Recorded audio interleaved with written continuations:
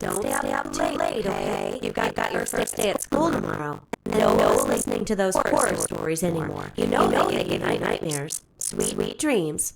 Love you.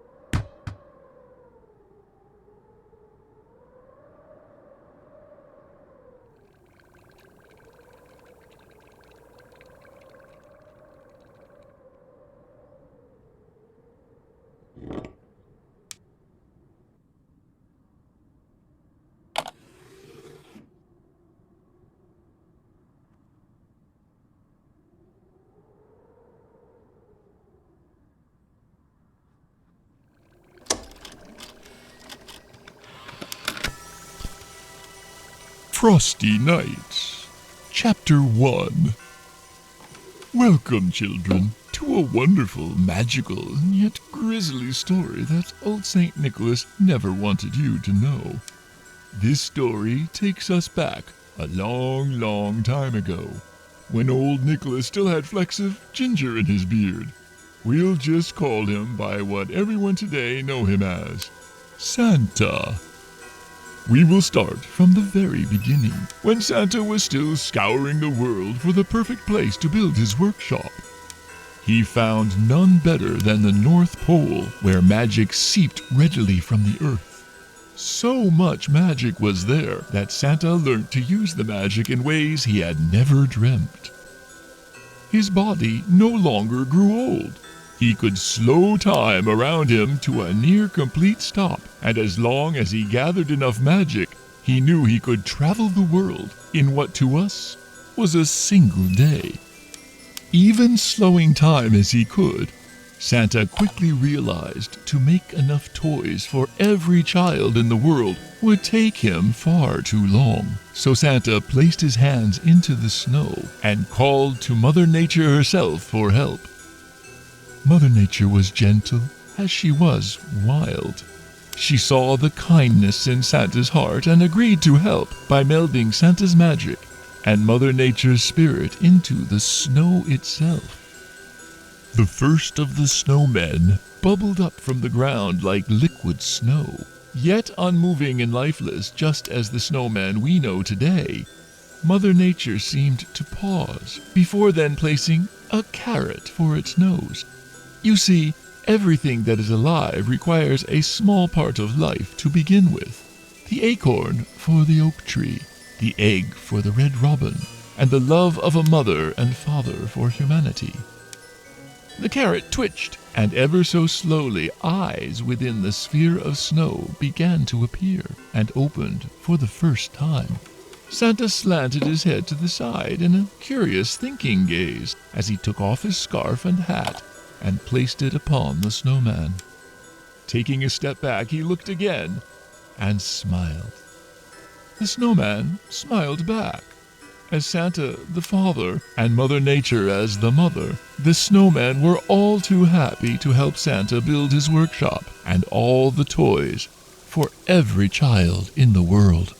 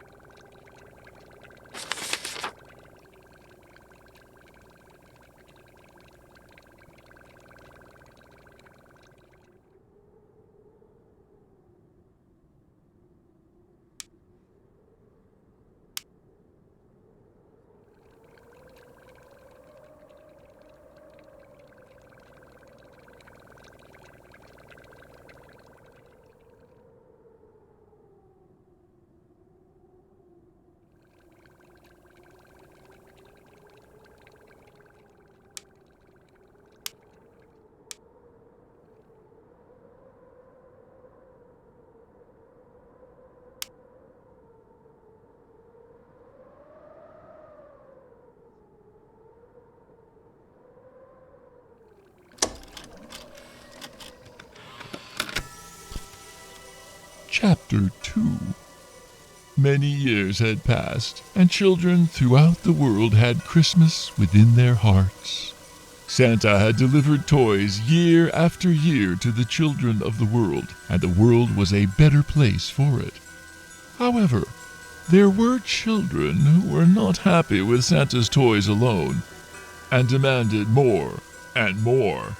The parents of many of these children succumbed to their child's wishes and began to buy more and more as each year passed.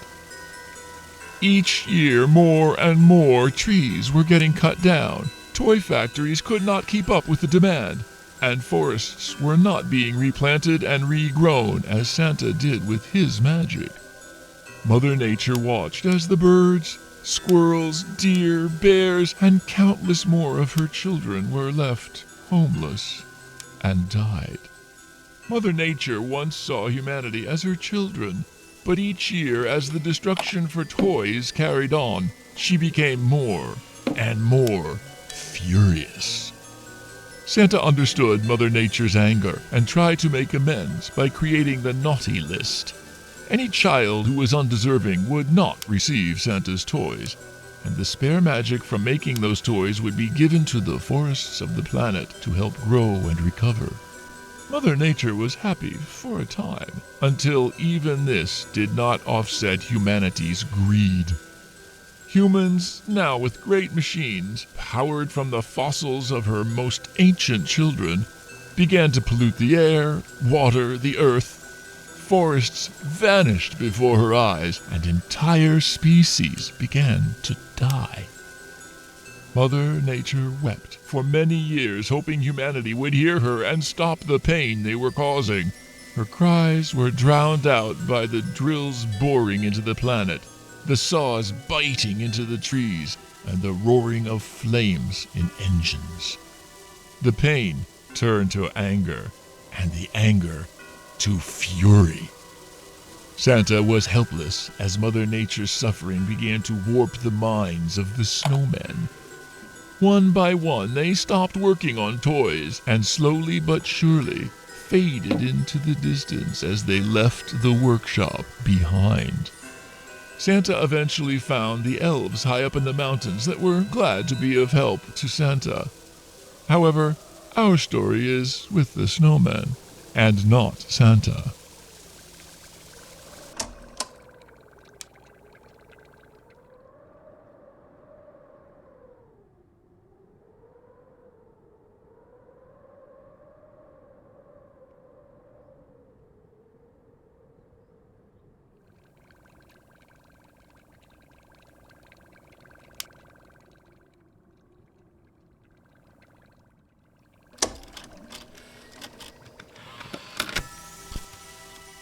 Chapter 3. John had just gotten home from school. He quickly grew excited as he spotted the snowman outside his bedroom window. John's dad often made him surprises, and he quickly ran out to decorate the snowman. John used his favorite scarf and hat and found the shiniest rocks he could for the buttons. John was very proud of his decorations, and soon it was time for him to go to bed. Looking out the window, he smiled at the snowman as his eyes slowly began to close. John awoke with a chill in the air and snow on his bed. He opened his eyes to see the window was wide open. Confused and sleepy, he got up and closed the window. As he looked out, however, he noticed the snowman's hat was missing. It must have blown off in the wind, he thought. Upon getting back into bed, he found the hat on top of his covers. He stopped and thought for a moment. His mom must have taken it off and put it there for him. After all, he no longer had a hat to wear for school tomorrow, and it was very cold outside in the mornings. The next day, John returned again from school, and a second snowman was right next to the first. He couldn't believe it. His dad had built him a second. He went into the closet and found his box of old worn clothes, hats and scarves, too tattered to wear, but sentimental enough to keep. John decorated the second, and again smiled with pride, as it almost seemed like the snowman smiled back at him. A trick of the imagination. And John thought how cool it would be if snowmen really were alive.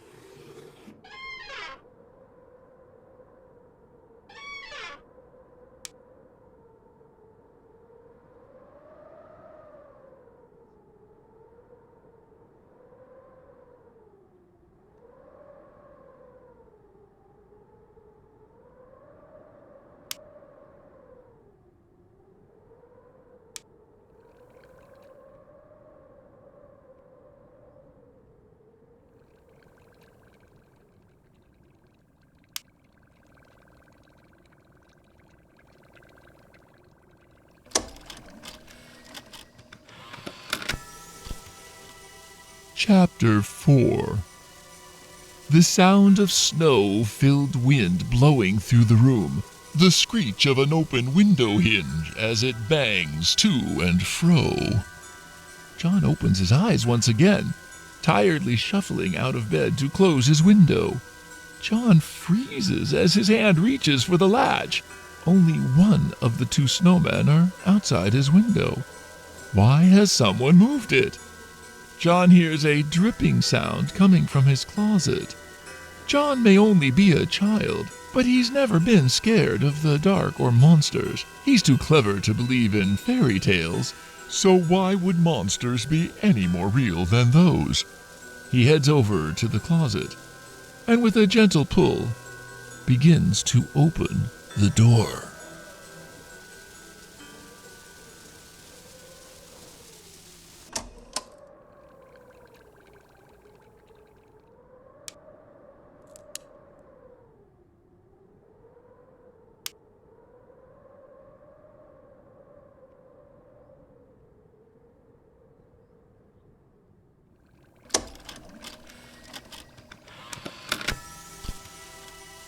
Chapter 5. John's vision begins to adjust into the darkness from staring at the bright moonlight outside. Nothing. His closet is empty besides a few boxes. The dripping sound continues though, so he steps inside to try and listen to where it's coming from. As he does so, he hears a loud thud near his still open window. John pokes his head out of the closet, and there in front of the window is the snowman that only a minute ago was standing outside. The snowman is different, lifelike, with sharp, pointed teeth and a hungry grin curling more and more to the sides as it starts to move closer. John is frozen in fear. He doesn't understand. There is no logical explanation. He slowly backs away, further into the closet. He feels something wet on his head. drop, drip, drop. As John looks up, the missing snowman is on the ceiling, holding itself up with big, branched arms. John sees the other snowman now in front of the closet, arms reaching. The closet door begins to close, and complete darkness envelops John. Rough, knotted branch fingers wrap around John's head, and a gruesome snap and popping sound echoes through the room from that dark closet. John is never seen again. The house is put up for sale shortly after. However, with the disappearance of John well known throughout the town, a young boy who suddenly vanished without a trace from his bed one frosty night, the house remained unsold and empty for many years.